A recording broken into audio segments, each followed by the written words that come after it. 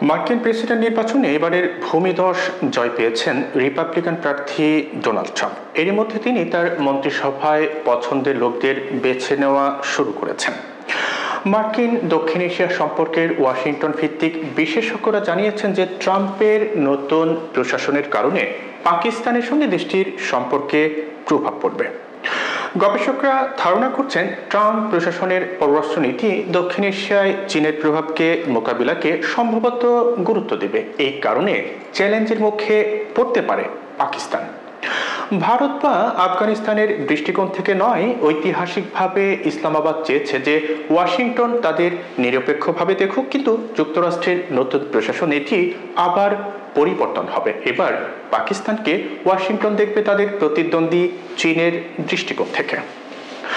ডনকে দেওয়া সাক্ষাৎকারে বেশ কয়েকজন গবেষক উল্লেখ করেছেন যে ট্রাম্পের নতুন টিমে এমন ব্যক্তিরা আছেন যারা ভারতের ঘনিষ্ঠ মিত্র। এটি পাকিস্তানের জন্য সম্ভাব্য চ্যালেঞ্জ তৈরি করতে পারে।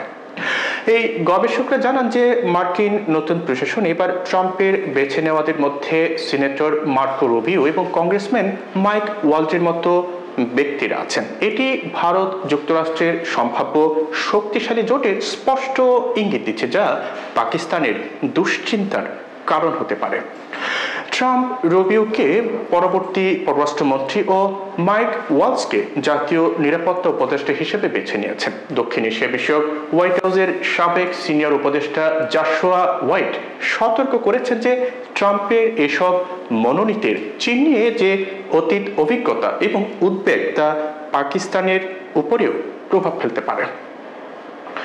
চলতি বছরের জুলাইতে মার্কো রুবিও চীনের হুমকি মোকাবিলা করতে এবং ভারতকে যুক্তরাষ্ট্রের প্রধান মিত্র হিসেবে মর্যাদা দিতে কংগ্রেসে যুগান্তকারী বিল উত্থাপন করেন। সেই সঙ্গে পাকিস্তানে মার্কিন সহায়তা বন্ধের বিষয়েও প্রস্তাব ছিল রুবিওর।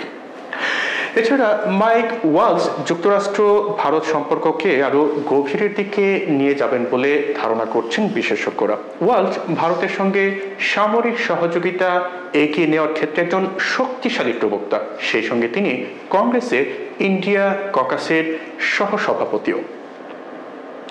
দ্য এশিয়া গ্রুপের উজাইর ইউনুসও একমত হয়েছেন যে ট্রাম্পের নতুন প্রশাসনের বিশেষ করে রুবিও এবং ওয়ালজ পাকিস্তানের প্রতি কঠোর অবস্থান বজায় রাখতে পারে। এছাড়া ট্রাম্পের নতুন দপ্তর ডিপার্টমেন্ট অফ গভর্নমেন্ট এফিসিয়েন্সি যুক্তরাষ্ট্র ও ভারতের মধ্যে অর্থনৈতিক সহযোগিতা সহজতর করবে বলে আশা করছেন বিশেষজ্ঞরা।